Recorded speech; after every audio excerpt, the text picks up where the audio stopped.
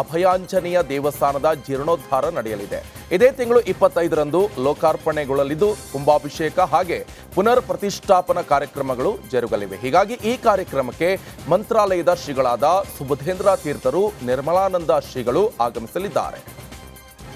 ಬೆಂಗಳೂರು ಮಹಾನಗರದ ಹೊರವಲಯದಲ್ಲಿ ಬೆಂಡಗಾನಹಳ್ಳಿ ಅನ್ನುವಂತಹ ಗ್ರಾಮದಲ್ಲಿ ಶ್ರೀ ಅಭಯಾಂಜನೇಯ ಸ್ವಾಮಿ ಸನ್ನಿಧಾನವು ನೂರಾರು ವರ್ಷಗಳಿಂದಲೂ ಕೂಡ ಅಲ್ಲಿ ಸನ್ನಿಹಿತವಾಗಿರತಕ್ಕಂಥದ್ದು ಎಲ್ಲರಿಗೂ ತಿಳಿದಂಥ ವಿಷಯ. ಅತ್ಯಂತ ಪುರಾತನವಾದಂತಹ ಅಭಯಾಂಜನೇಯ ಸ್ವಾಮಿ ದೇವಸ್ಥಾನವನ್ನು ಜೀರ್ಣೋದ್ಧಾರ, ಪುನರ್ನಿರ್ಮಾಣ, ಅನೇಕ ನವೀಕರಣಗಳೊಂದಿಗೆ ಇದೇ ತಿಂಗಳು 25ನೇ ತಾರೀಕು ಲೋಕಾರ್ಪಣೆಗೊಳ್ಳಲಿದೆ. ಕುಂಭಾಭಿಷೇಕ, ಪುನಃಪ್ರತಿಷ್ಠಾಪನೆ ಮತ್ತಿತರ ಧಾರ್ಮಿಕ ಕಾರ್ಯಕ್ರಮಗಳೊಂದಿಗೆ ಅನ್ನದಾನ ಮತ್ತು ಅತಿಥಿಗಳ ಸನ್ಮಾನ, ಸಭಾ ಕಾರ್ಯಕ್ರಮ ಇತ್ಯಾದಿಗಳ ಕಾರ್ಯಕ್ರಮಗಳು ಆಯೋಜಿಸಲಾಗಿದೆ.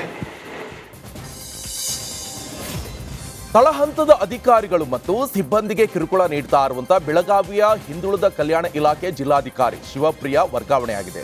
ಶಿವಪ್ರಿಯ ವಿರುದ್ಧ ಸಿಡಿದೆದ್ದಿರುವಂತಹ 80ಕ್ಕೂ ಹೆಚ್ಚು ಸಿಬ್ಬಂದಿ ಜಿಲ್ಲಾ ಉಸ್ತುವಾರಿ ಸಚಿವರಿಗೆ 13 ಆರೋಪಗಳ ಆಧಾರದಲ್ಲಿ ದೂರು ಕೊಟ್ಟಿದ್ರು. ಈ ಬಗ್ಗೆ ನಿಮ್ಮ ರಿಪಬ್ಲಿಕ್ ಕನ್ನಡ ಎಕ್ಸ್ಕ್ಲೂಸಿವ್ ವರದಿ ಬಿತ್ತರಿಸಿತ್ತು. ರಿಪಬ್ಲಿಕ್ ಕನ್ನಡ ವರದಿಗೆ ಸ್ಪಂದಿಸಿರುವಂತಹ ಸಚಿವ ಶಿವರಾಜ್ ತಂಗಡಗಿ ಶಿವಪ್ರಿಯ ಮೇಲೆ ತನಿಖೆ ಮಾಡಿಸಿ ವರದಿ ತರಿಸುವ ಭರವಸೆ ಕೊಟ್ಟಿದ್ರು. ಇದೀಗ ಬೆಳಗಾವಿಯಿಂದ ಬೆಂಗಳೂರಿಗೆ ಶಿವಪ್ರಿಯ ಎತ್ತಂಗಡಿಯಾಗಿದೆ. ಬೆಂಗಳೂರಿನ ಮಾನ್ಯತಾ ಟೆಕ್ ಪಾರ್ಕ್ ಹತ್ತಿರದ ನಾಗವಾರ ಜಂಕ್ಷನ್ನಲ್ಲಿ ಗುಂಡಿಗಳದ್ದೇ ದರ್ಬಾರ್ ಅನ್ನುವಂತಾಗಿದೆ. ಬೈಕ್ ಸವಾರರು ಇರಲಿ, ಆಟೋ ಚಾಲಕರು ಸಹ ಗುಂಡಿಗೆ ಗಟ್ಟಿ ಹಿಡ್ಕೊಂಡು ಚಲಿಸುವಂತ ಪರಿಸ್ಥಿತಿ ಇದೆ. ನಾಗವಾರ ಜಂಕ್ಷನ್ ಅಪಘಾತದ ವಲಯವಾಗಿ ಬದಲಾಗಿದ್ದು ನೋಡ್ತಿದ್ದಂತೆ ಆಟೋ ಒಂದು ಗುಂಡಿಗೆ ಉರುಳಿ ಬಿದ್ದಿದೆ. ಗುಂಡಿಗಳ ಸಾಮ್ರಾಜ್ಯ ನೋಡಿರುವಂತ ಜನರು ಇದೇನಾ ನಿಮ್ಮ ಬ್ರ್ಯಾಂಡ್ ಬೆಂಗಳೂರು ಅಂತ ಪ್ರಶ್ನೆ ಮಾಡುವಂತಾಗಿದೆ. ಇದು ಯಾವುದೋ ಹಳ್ಳಿಯ ಅಡ್ಡ ರಸ್ತೆ ಅಲ್ಲ, ಇದು ನಗರದ ಪ್ರಮುಖ ಏರಿಯಾದ ಮುಖ್ಯ ರಸ್ತೆ. ನಾಗವಾರ ಜಂಕ್ಷನ್ ಯೂ ಟರ್ನ್ ಮಾಡಿದರೆ ಸಾಕು, ಜನ ಹರಸಾಹಸವನ್ನು ಪಡುವಂತಹ ಪರಿಸ್ಥಿತಿ ನಿರ್ಮಾಣವಾಗಿದೆ. ಮೆಟ್ರೋ ಕೂಡ ಇದೆ, ಹೈಟೆಕ್ ಫ್ಲೈಓವರ್ ಇದೆ. ಫ್ಲೈಓವರ್ ಪಕ್ಕದ ರಸ್ತೆಯನ್ನು ಒಮ್ಮೆ ದೃಶ್ಯದಲ್ಲಿ ನೋಡ್ಕೊಂಬಿಡಿ, ಯಾವ ರೀತಿಯಾಗಿ ಕೆಸರುಗದ್ದೆ ಆಗಿದೆ.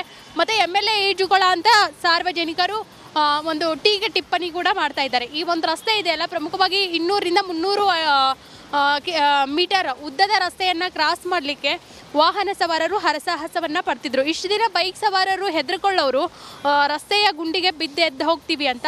ಆದರೆ ಈ ರಸ್ತೆಗೆ ಬರಲಿಕ್ಕೆ ಪ್ರಮುಖವಾಗಿ ದ್ವಿಚಕ್ರ ವಾಹನ, ಅದರಲ್ಲೂ ಆಟೋದವರು ಹರಸಾಹಸವನ್ನು ಪಡಬೇಕು, 100 ಬಾರಿ ಯೋಚನೆ ಮಾಡುವಂತಹ ಪರಿಸ್ಥಿತಿ ಸದ್ಯ. ನೋಡಿ, ರಾಜ್ಯದ ಪ್ರಸಕ್ತ ವಿದ್ಯಮಾನಗಳ ಬಗ್ಗೆ ಸಾಣೆಹಳ್ಳಿಯ ಡಾಕ್ಟರ್ ಪಂಡಿತಾರಾಧ್ಯ ಶಿವಾಚಾರ್ಯ ಸ್ವಾಮೀಜಿ ರಿಯಾಕ್ಟ್ ಮಾಡಿದ್ದಾರೆ. ಧಾರವಾಡದಲ್ಲಿ ಮಾತನಾಡಿದ ಅವರು, ನಾಡಿನಲ್ಲಿ ಉಪದೇಶ ಮಾಡುವವರು ಜಾಸ್ತಿ ಆಗಿದ್ದಾರೆ, ಹಾಗಾಗಿ ನಾಡಿನಲ್ಲಿ ಹಗರಣಗಳ ಸಂಖ್ಯೆ ಹೆಚ್ಚಾಗ್ತಾ ಇದೆ. ನಮ್ಮ ವಿದ್ಯಾರ್ಥಿ ವೃಂದ ಆ ಸಾಲಿಗೆ ಸೇರಬಾರದು. ಜ್ಞಾನಿ ವಿಚಾರವಂತರಾಗಿ ಸಂಪೂರ್ಣ ಮೌಢ್ಯದಿಂದ ಮುಕ್ತರಾಗಲು ಸಾಧ್ಯ. ಆದರೆ ಇವತ್ತು ವಿದ್ಯಾವಂತರೇ ಹೆಚ್ಚು ಮೌಢ್ಯಕ್ಕೆ ಬಲಿಯಾಗ್ತಿದ್ದಾರೆ ಅಂತ ಹೇಳಿದ್ದಾರೆ. ನೋಡಿದರೆ ಉಪದೇಶ ಮಾಡೋವಂಥವ್ರು ಜಾಸ್ತಿ ಆಗಿದ್ದಾರೆ, ಆದರೆ ಉಪದೇಶಕ್ಕೆ ತಕ್ಕ ಹಾಗೆ ತಮ್ಮ ಬದುಕನ್ನು ಕಟ್ಟಿಕೊಳ್ಳುವಂಥವ್ರು ತುಂಬ ಕಡಿಮೆ ಆಗಿದ್ದಾರೆ. ಹಾಗಾಗಿ ನಾಡಿನಲ್ಲಿ ಹಗರಣಗಳ ಸಂಖ್ಯೆ ಹೆಚ್ಚು ಬೆಳೀತಾ ಇದೆ. ನಮ್ಮ ವಿದ್ಯಾರ್ಥಿ ವೃಂದ ಕೂಡ ಆ ಸಾಲಿಗೆ ಸೇರಬಾರ್ದು ಅನ್ನುವಂಥದ್ದು ನಮ್ಮೆಲ್ಲರ ಆಶಯ. ಜ್ಞಾನಿಗಳಾದಾಗ, ವಿಚಾರವಂತರಾದಾಗ ಸಂಪೂರ್ಣವಾಗಿ ಮೌಢ್ಯದಿಂದ ಮುಕ್ತರಾಗಲಿಕ್ಕೆ ಸಾಧ್ಯ ಇದೆ. ಆದರೆ ಇವತ್ತು ವಿದ್ಯಾವಂತರೇ ಹೆಚ್ಚು ಮೌಢ್ಯಗಳಿಗೆ ಬಲಿಯಾಗ್ತಾ ಇದ್ದಾರೆ. ಲೋಕೇಶ್ ಅವರು ಹೇಳಿದ್ರಲ್ಲ, ಎಂತೆಂಥದೋ ಪೂಜೆ ಮಾಡ್ತಾಯಿದ್ದು, ಸತ್ಯನಾರಾಯಣ ಪೂಜೆ, ಇನ್ಯಾವುದೋ ಪೂಜೆ, ಅದು ಇಲ್ಲ. ಶರಣರು ಹೇಳಿದ್ದೇನು, ನೀನೇ ದೇವರಾಗಬೇಕಪ್ಪ ಅಂತ ಹೇಳಿದರು. ಎನ್ನ ಕಾಲೇ ಕಂಬ, ದೇಹವೇ ದೇಗುಲ, ಶಿರಹೊನ್ನ ಕಳಶ, ಸ್ಥಾವ.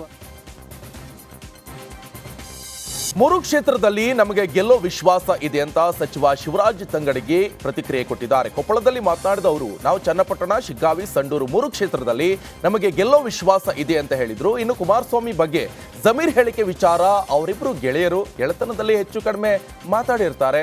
ಇನ್ನು ಸಿದ್ದರಾಮಯ್ಯ ಬಗ್ಗೆ ಸ್ವಾಮೀಜಿ ಅಪಮಾನಕಾರಿ ಹೇಳಿಕೆ ವಿಚಾರಕ್ಕೂ ಪ್ರತಿಕ್ರಿಯೆ ಕೊಟ್ಟಿದ್ದಾರೆ. ಯಾರೇ ಆಗಲಿ ಸಿಎಂ ಬಗ್ಗೆ ಬಾಯಿ ಹಿಡ್ತಾ ಇಟ್ಕೊಂಡು ಮಾತಾಡಬೇಕು, ಸ್ವಾಮೀಜಿಗಳಿಗೆ ನಾವು ಗೌರವ ಕೊಡ್ತೀವಿ ಅಂತ ಹೇಳಿದರು. ವಾಸ್ತವ ಸತ್ಯ ನನಗೆ ಗೊತ್ತಿಲ್ಲ, ಬಟ್ ನಾನು 2 ಚುನಾವಣೆ, ಒಂದು ಸಂಡೂರು ಮತ್ತು ಶಿಗ್ಗಾಂವ್ 2 ಚುನಾವಣೆ ಪ್ರಚಾರಕ್ಕೆ ನಾನು ಹೋಗಿದ್ದೆ. ನನಗೆ ವಿಶ್ವಾಸ ಇದೆ. ನನಗೆ ಮಾಹಿತಿ ಪ್ರಕಾರ 3ಕ್ಕೆ 3 ಗೆಲ್ತೀವಿ ಅನ್ನೋ ವಿಶ್ವಾಸ ಇದೆ. ನಾನು 2 ಚುನಾವಣೆಯಲ್ಲಿ ಅಂತ ಮಾತ್ರ ಸೊಂಡೂರು ಕನಿಷ್ಠ 20,000 ರಿಂದ 25,000 ಲೀಡ್ನಲ್ಲಿ ಗೆಲ್ತೀವಿ. ಇದು ಒಂದು 10,000 ರಿಂದ 15,000 ಲೀಡ್ನಾಗ ಸಿಗ್ಗಾಂವ್ ಗೆಲ್ತೀವಿ ಅನ್ನೋ ವಿಶ್ವಾಸದಿಂದಿದ್ದೀವಿ. ಬಟ್ ನನಗೆ ನಿನ್ನೆ ಮಾಧ್ಯಮದೊಳಗೆ ನೋಡಿದ ಪ್ರಕಾರ ಮತ್ತು ಅಲ್ಲಿಯ ನಮ್ಮ ಪಕ್ಷದ ಮುಖಂಡರಲ್ಲಿ ಮಾತಾಡಿದ ಪ್ರಕಾರ ಕ್ಯಾಬಿನೆಟ್ನೊಳಗೆ ಅದನ್ನು ಗೆಲ್ತೀವಿ, ಸ್ವಲ್ಪ ಓಟ್ನಾಗ ಆದರೂ ನಾವು ಗೆಲ್ತೀವಿ ಅಂತ ವಿಶ್ವಾಸ ಇದೆ. ಶಿವಮೊಗ್ಗದಲ್ಲಿ ಅಕ್ರಮ ಮರಳು ಗಣಿಗಾರಿಕೆ ವಿರುದ್ಧ ಮಾಜಿ ಗೃಹ ಸಚಿವ ಆರಗ ಜ್ಞಾನೇಂದ್ರ ಕಿಡಿಕಾರಿದ್ದಾರೆ. ಜೊತೆಗೆ ತುಂಗಾ ನದಿಯನ್ನು ಕೂಡ ಮರಳು ಗಣಿಗಾರಿಕೆ ಮೂಲಕ ದೋಚುತ್ತಾ ಇದ್ದಾರೆ. ಸಾವಿರಾರು ಲೋಡ್ ಮರಳು ಅಕ್ರಮವಾಗಿ ಸಾಗಾಟ ಮಾಡಲಾಗ್ತಿದೆ. ಎಲ್ಲ ಗೊತ್ತಿದ್ರೂ ಕೂಡ ಪೊಲೀಸ್ ಇಲಾಖೆ, ಜಿಲ್ಲಾಡಳಿತ ಏನ್ ಮಾಡ್ತಾ ಇಲ್ಲ ಅಂತ ವಾಗ್ದಾಳಿ ಮಾಡಿದ್ದಾರೆ. ಮರಳನ್ನ ಜನಸಾಮಾನ್ಯರಿಗೆ ಫ್ರೀ ಸಿಗುವ ಹಾಗೆ ಮಾಡಿ ಯಾರೋ ಮರಳು ದೋಚಿ ಶ್ರೀಮಂತರಾಗ್ತಿದ್ದಾರೆ. ಇದರಿಂದ ಸರ್ಕಾರಕ್ಕೂ ಆದಾಯ ಬರ್ತಿಲ್ಲ ಅಂತ ಆರಗ ಜ್ಞಾನೇಂದ್ರ ಗುಡುಗಿದ್ರು.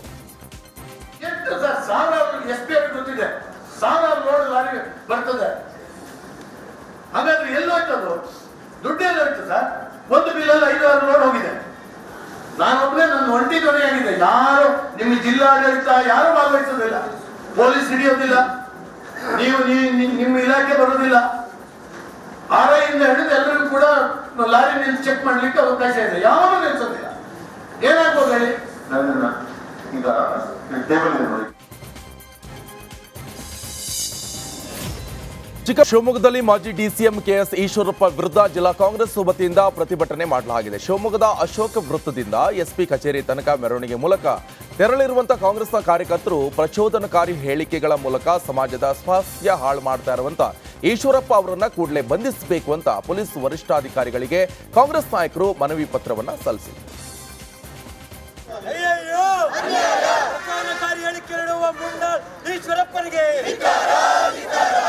ಬೆಂಕಿಯನ್ನು ಸ್ಪರ್ಶಿಸುವ ಹೇಳಿಕೆ ಈಶ್ವರಪ್ಪನಿಗೆ ಈಶ್ವರಪ್ಪನಿಗೆ ಬುದ್ಧಿ ಭ್ರಮಣೆ ಆಗಿರುವ ಈಶ್ವರಪ್ಪನಿಗೆ ಇಲ್ಲ ಸಲ್ಲದ ಕೋಮು ಹೇಳಿಕೆ ನೀಡುವ ಸ್ವತಂತ್ರವಾಗಿ ಹೋರಾಟ ಮಾಡಿದ ಪಕ್ಷದವರು ಈಶ್ವರಪ್ಪನಿಗೆ ಅರಿವೇ ಇಲ್ಲದ